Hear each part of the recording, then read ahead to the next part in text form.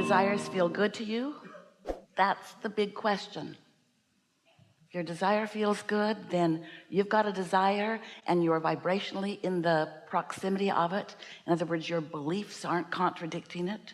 So you're moving frequently and steadily in the direction of your new desire, your new desire, your new desire, your new desire, and you're living happily ever after. Yes.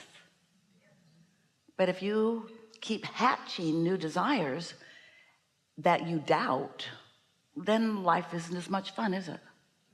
You keep regurgitating what is. If you let what is be the basis from which you believe what's coming, improvement can't come. If all of your attention is upon what is, then your vibration is all about what is, and your vibration is your point of attraction. What you're thinking about is what you're offering vibrationally, and what you're offering vibrationally is what you're calling to you. Nice to know, isn't it?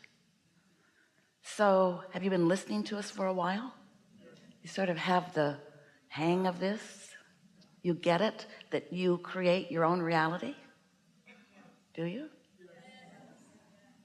Sometimes you say, I create my own reality. And sometimes you say, I create my own reality. Kind of depends on how it's going, whether you want to own it. But you do. You create your own reality because you observe and you offer a vibration.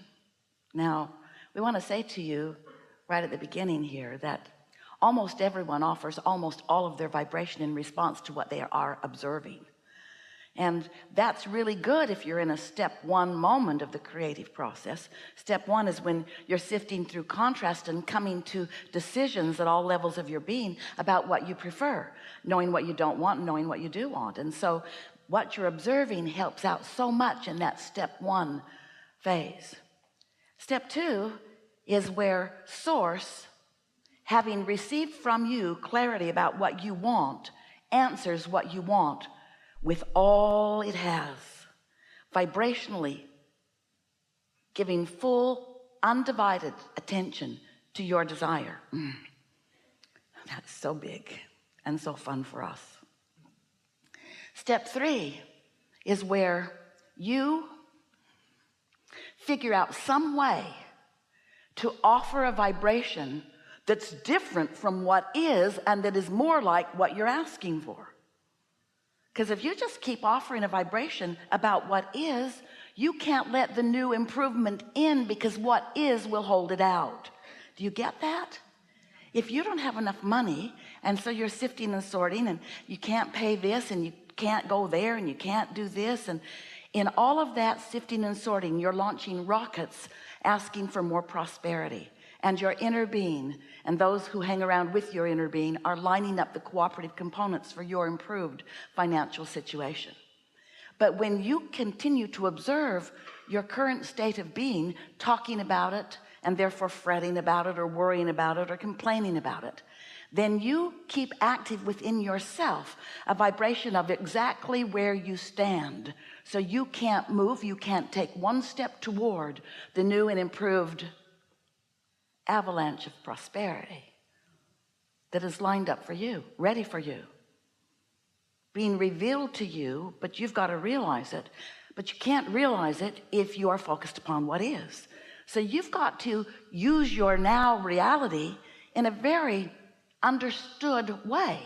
You have to understand that now reality and what is helps you enormously in relationship with step one, and it is in your way relative to step three. What is won't let you improve. But I can see it and hear it and smell it and taste it and touch it. And I can talk about it and I can blog about it. And I can text about it and I can Instagram about it, especially that. I can take pictures about what is. It is. And it's a wonderful thing when you're sifting and sorting through what is, and you're finding all of the best parts of it, and you're using that as the basis of your good feeling moments. That's a wonderful way of utilizing your awareness of what is. But we're just saying, what is slows down what's coming, especially if you're focused upon what is and you don't feel good when you're focused upon it. We have enjoyed this interaction immensely. There is nothing more that you would ever need to know about how to respond to this world, because everything else is set up to work for you. You were non-physical energy before you came into this physical body, and the larger part of you still is. And as you came into this physical body, the larger part of you remains non-physically focused and in a place of pure positive energy, which means when you sift through contrast and you find things you don't want, your inner being knows what you're asking for, but never clubs what you're asking for about the head and neck by explaining how it is. How it is irrelevant to what's becoming. How it is not just irrelevant to what's becoming. It was relevant because it launched rockets, and those rockets moved from you and are held in attention, held by attention, held in attention by your inner being in your vibrational reality.